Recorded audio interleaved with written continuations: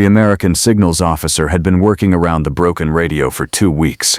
It was not the only radio in the unit, but it was the best one, and its absence had been noticed. Then the new prisoner list arrived, and beside one name was written, in pencil, former occupation, radio technician, 11 years. The officer had the man's name on the signal room list the same afternoon. The prisoner arrived at 7, stepped inside, took in the room. He was quiet for a moment. Then he said something to the translator. The translator said, "He says he doesn't fix radios for enemies." The officer looked up from his desk. He set down his pen. He said something that made the translator pause before repeating it. He said, "Is the radio your enemy?" The signal room was quiet. The prisoner, his name was Vogel, 40 years old, a radio technician from Frankfurt who had run his own repair shop for 11 years before the army took him, looked at the officer. Then he looked at the radio on the bench, then back at the officer. He said, "What?" The translator repeated the question. Vogel was quiet for a moment. It was not the response he had prepared for. The officer said, "The radio is broken. It doesn't know who owns it. It just doesn't work." He paused. "You fix radios. That's what you do." He picked up his pen again. The radio is on the bench. He went back to his paperwork. Vogel stood in the doorway for a long moment. Then he walked to the bench. He had learned the trade from a man named Kellerman in Frankfurt, who had run a repair shop on a side street near the river. Kellerman had a saying he repeated so often it had become part of the wallpaper. A broken thing is just a thing that doesn't know it can be fixed yet. He had been applying this philosophy to radios, receivers, transmitters, and related equipment for 30 years before Vogel arrived as an apprentice, and he had passed it on with the patience of someone who understood that the right ideas needed time to settle. Vogel had spent 11 years applying it. He had been good at it. His shop had developed a reputation for taking on equipment other shops had given up on, which meant his days were filled with the most interesting problems, rather than the routine ones, which was exactly how he preferred it. He had not worked on a radio since his capture. 7 months of carrying, cleaning, moving, the general labor of a camp that had not known what to do with his specific knowledge until someone read the list carefully. He looked at the radio on the bench. A field radio, military issue, with a cracked housing along the left side and a receiver that wasn't working. He could see from where he stood that the housing crack had allowed moisture in. The question was what the moisture had done. He sat down at the bench. He worked the way Kellerman had taught him. Assessment first, then diagnosis, then repair. Never skip steps. The thing that looks like the problem is often the symptom of the problem. The actual problem is usually quieter and harder to find. He opened the housing carefully. Inside, the moisture had been there long enough to leave traces on the circuit board. Not catastrophic damage, but enough to cause intermittent contact failures in 2 places he could identify immediately. There was probably a third he would find when he got further in. He said without looking up, "I need isopropyl alcohol and a cleaning brush, and a soldering iron if the one on the stand isn't calibrated correctly." The translator repeated it. The officer said something. A soldier left the room and came back 5 minutes later with what was needed. Vogel checked the soldering iron. It was calibrated correctly. He went to work. He worked in silence, which was how he had always worked. Kellerman had maintained that radios responded better to quiet, not literally, obviously, but that a technician who worked in silence paid better attention and made fewer mistakes. Vogel had tested this theory over 11 years and found it reliable. The signals officer at his desk worked in his own quiet. After an hour, he brought 2 cups of something hot and set one on the corner of Vogel's bench without interrupting the work. Vogel registered this without reacting. He finished the section he was working on. Then he picked up the cup. Coffee. Not good coffee, but real. He drank it and set it down and went back to the radio.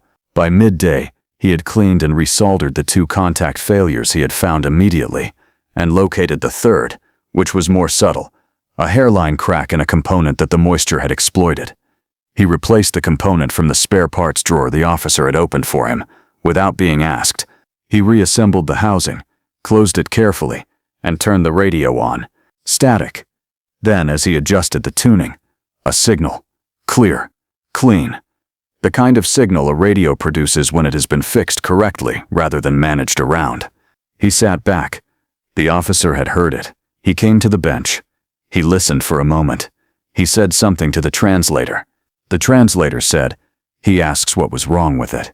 Vogel said, "Moisture in the housing. 3 contact failures. 1 cracked component. All addressed." The translator repeated it. The officer listened. Then he said something else. The translator said he wants to know how long it would have taken to get worse. Vogel said, "Another 2 weeks and the damage would have been significant. Possibly irreparable without parts that aren't in the drawer." The translator repeated it. The officer looked at the radio. Then he said something short. The translator said, "He says good." He went back to his desk. Vogel looked at the radio. He turned it off and sat for a moment. He thought about Kellerman's saying, "A broken thing is just a thing that doesn't know it can be fixed yet." He had fixed thousands of broken things in 11 years. This one was satisfying in a specific way that had nothing to do with whose radio it was. It had been a good problem. 3 failures, 1 subtle. He had found all 3 and addressed all 3, and the radio worked correctly now. That was the work. That was what it felt like when the work went right. On the walk back to the barracks that evening, a former clerk who worked alongside him asked how the signal room had been. Vogel said, "There was a broken radio." The clerk said, "Whose radio?" Vogel said, "A field radio. Military issue." The clerk said, "American." Vogel said, "Yes." The clerk was quiet for a moment. Then he said, "Does that bother you?" Vogel thought about it. He said, "I said this morning that I don't fix radios for enemies." The officer asked me if the radio was my enemy. The clerk said, "What did you say?"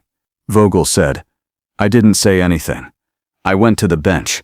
The clerk said, "So," Vogel said, "so a radio is a radio.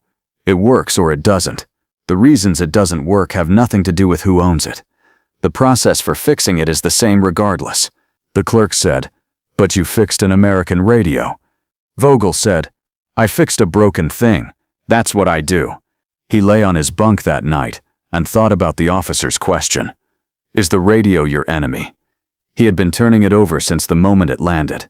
It was, he had decided, a genuinely interesting question. The radio was broken. Vogel could fix it. Was there a reason not to? He had spent 11 years in a shop where the work was the work. The broken thing came in. You assessed it. You diagnosed it. You repaired it. You returned it. The person who owned it. What they used it for. None of that changed the nature of the fault or the process for addressing it. He thought about Kellerman. What would Kellerman have said this morning, standing in the doorway of the signal room? He knew exactly. Kellerman would have said nothing. He would have sat down at the bench and opened the housing. The next morning, Vogel's name was on the signal room list again. On the bench beside the repaired field radio, 2 more radios had appeared, both showing signs of similar problems: housing damage from field conditions, moisture ingress at various stages. The officer said nothing. He gestured at the bench and went back to his desk. Vogel sat down. He assessed the first radio. He turned it over in his hands, pressed along the housing seams, listened to what the casing told him before he opened it. Kellerman had been particular about this. Never open a thing before you understand its outside. The outside tells you what the inside has been through. He established the order of work and began. The soldering iron was already warm. Someone had turned it on before he arrived. He picked it up and went to work. Outside, the camp continued its routine. Guards changed. Lists were posted. The machinery of captivity kept moving. Inside the signal room, a radio technician worked on broken things that needed fixing, and the work was honest, and the radios did not ask any questions, and that was exactly as it should be.